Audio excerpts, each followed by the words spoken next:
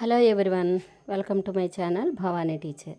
ఈరోజు నేను చాలా హెల్దీయెస్ట్ రెసిపీ వామ్ రైస్ చేస్తున్నాను నా స్టైల్లో. చూడండి, ఈ సీజన్లో చాలా తప్పనిసరిగా తినవలసిన రెసిపీ అనమాట చేస్తున్నాను. పిల్లలకి పెద్దవాళ్ళకి కూడా చాలా హెల్దీ రెసిపీ కాబట్టి తప్పనిసరిగా ఇది మీరు చేసి పెట్టండి ఫ్యామిలీకి, ఓకేనా.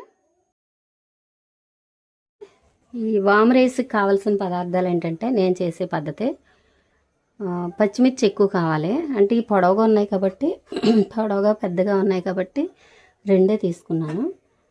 తర్వాత ఎండుమిర్చి ఒకటి కానీ రెండు కానీ తీసుకోవచ్చు. తర్వాత వాము చూడండి, ఒక ఫుల్ స్పూన్ తీసుకున్నాను అనమాట. ఇది ఒక పావు కిలో రైస్కి కరెక్ట్గా మెజర్మెంట్స్ అనమాట. అయితే ఆల్రెడీ రైస్ కుక్ అయిపోయింది. ఇప్పుడు ఇది ఫ్రై అయిపోయిన తర్వాత మనం రైస్ వేసి కలుపుకోవాలి. తర్వాత సాల్ట్ కూడా తీసుకుందాం, ఓకేనా. దీనిలోకి సాల్టే వేసుకోవాలి, కళ్ళుప్పు వేయకూడదు. ఎందుకంటే అది చూద్దురు కానీ ఎందుకు సాల్ట్ వేయాలనేది చూద్దురు కానీ. తర్వాత కరివేపాకు మీ ఇష్టం, ఎందుకంటే వేయాల్సిన అవసరం లేదు. కానీ కరివేపాకు ఫ్లేవర్ మాకు నచ్చుతుంది అనుకుంటే మాత్రం వేసుకోండి, ఓకేనా. నేనైతే మాత్రం ఇలాగే చేస్తాను, ఓకే.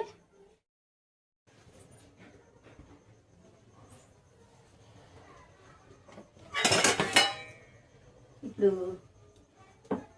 మనం ఫస్ట్ స్టవ్ ఆన్ చేసుకుందాం.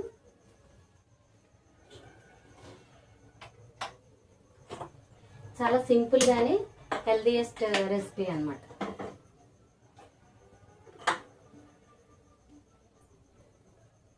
అయితే ఇవి పచ్చిమిర్చి ముందు చిన్న చిన్న ముక్కలుగా, ఇవి ఆల్రెడీ కడిగాను అయినా మళ్ళీ ఇవి సన్నగా తరుక్కోవాలి, అప్పుడే చాలా టేస్టీగా ఉంటుంది.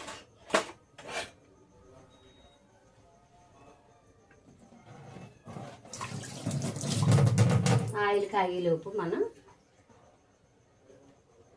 నేనైతే వీటిలో పోపులు అవి ఏమీ వేయను, ఇలాగే చేస్తాను. చాలా టేస్టీగా ఉంటుంది. ఇలాగా సన్నగా తరుక్కోవాలి పచ్చిమిర్చి మాత్రం. తర్వాత పచ్చిమిర్చి వేగడమే దీనిలో స్పెషల్. మరి చాలామందికి వైశ్యాస్ అంటారు కదా, అంటే వాళ్ళు ఏం చేస్తారంటే ప్రతి సమ్మరు పచ్చిమిర్చి కేజీల కొద్దీ తీసుకొని కిలో పచ్చిమిర్చికి పావు కిలో వాము చొప్పున ఒక రోట్లో బాగా కుమ్మేసి రెండింటిని కలిపి కుమ్మేసి చక్కగా దాన్ని వాళ్ళని మనం ఏంటమ్మో అదే వడియాలు ఆరబెట్టుకుంటాం కదా, సాల్ట్ కలిపేసి లేదంటే ఉప్పుతో కలిపి కుమ్మేసి అది ఎండబెట్టేసుకుంటారు. సమ్మరు ఎండబెట్టేసుకుని చారు, పప్పు చారు, లేదంటే ఒక్కొక్కసారి మామూలుగా కూడా ఇలాగ నేను చేసినట్టు ఆయిల్ వేడెక్కిన తర్వాత వాళ్ళు ఆరబెట్టుకున్న పౌడర్ అంటే పచ్చిమిర్చి, వాము, ఉప్పు అనమాట.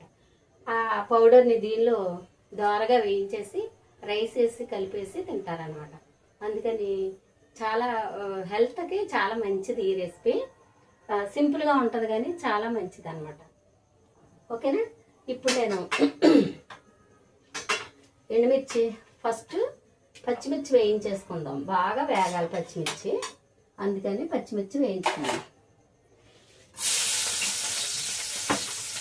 ఇది మ్యాక్సిమం సిమ్లో పెట్టుకొని చేసుకుంటేనే బెటర్, ఎందుకంటే అన్నీ మాడిపోవడం అది జరగకుండా.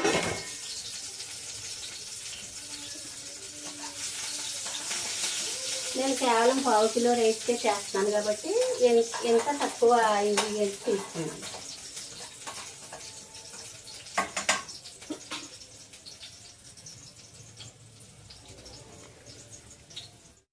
ఇలా వేగుతున్నాయి కదా, ఇలాగా కొంచెం వైట్గా రావాలి పచ్చిమిర్చి, బాగా ఫ్రై అవ్వాలన్నమాట. అప్పుడు ఎండుమిర్చి కూడా మనం వేసేసుకుందాం. ఇలా ఎండుమిర్చి ఎలాగా మనం తుంచుకున్నా పర్వాలేదు, ఎందుకంటే అవి తినేవాళ్ళు తింటారు, తినకుండా ఉండేవాళ్ళు కూడా తినకపోయినా పర్వాలేదు. ఇప్పుడు వాము మాత్రం ఎట్టి పరిస్థితుల్లోనూ దీన్ని యాజ్ యూజ్గా వేయకూడదు. చూడండి ఇలాగ నీళ్ళు పోస్తే పైకి తేలుతుంది వాము. అప్పుడు ఇసుక ఇలాంటివి ఏమన్నా ఉంటే అడుక్కి వెళ్ళిపోతాయి. కాబట్టి మనం ఒకసారి ఇలా తిప్పుకుని ఇలాగా దేవేసి వేసుకోవాలి.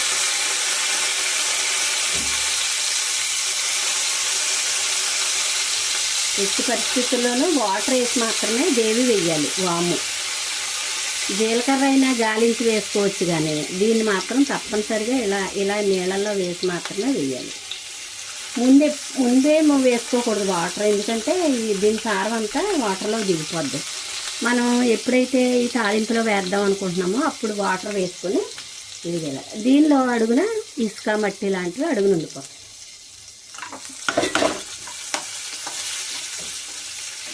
ఇంతే, ఎంత సింపుల్ కానీ చాలా టేస్టీ, చాలా హెల్దీ.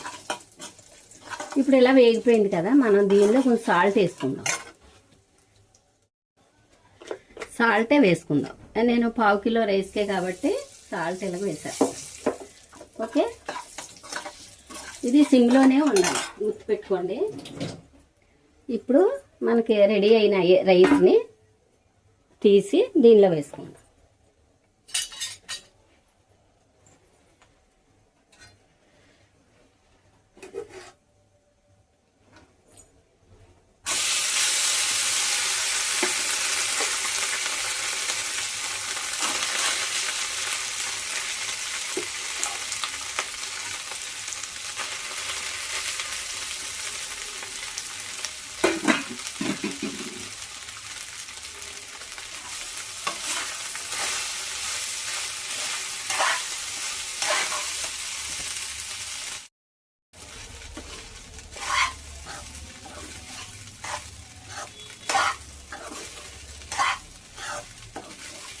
కడుపులో అంటే కొంచెం ఒక ముద్ద ఎక్కువ తిన్నా చాలామంది ఇబ్బంది పడిపోతారు చూడండి. అలాంటి వాళ్ళకి చాలా మంచి మెడిసిన్ అన్నమాట. మనం ఎంత ఫుడ్ తీసుకున్నా మనకి అంటే హెవీనెస్ ఉండదు. తర్వాత చాలా టేస్ట్, హెల్దీ. తప్పనిసరిగా ఇది మాత్రం ట్రై చేసుకోండి. తర్వాత పిల్లల బాక్సుల్లో కూడా చాలా మంచిది. పిల్లలు చాక్లెట్స్ అవి తినేసేసి అన్నం సరిగ్గా తినరు చూడండి. అలాంటి పిల్లలకి ఇది పెడితే నిజంగా ఎంత బాగా పిల్లలు తింటారో, తర్వాత వాళ్ళు హెల్దీగా కూడా తయారవుతారు. ఏమి అసలు ఎలాంటి కోల్డ్ కాఫీలు కూడా రావు ఇలాంటివి తినడం వల్ల. చూసారా, అయిపోయింది, వెరీ ఈజీ. ఇప్పుడు స్టవ్ ఆపేసుకుందాం. ఇంతే. మనం ఇంకా ఒకసారి ఉప్పు సరి చూసుకుని, నాకు ఇది అలవాటు కాబట్టి నేను సరిపడా వేసేసాను. మీరు ఒకసారి ఈ టైంలో ఉప్పు సరి చూసుకుని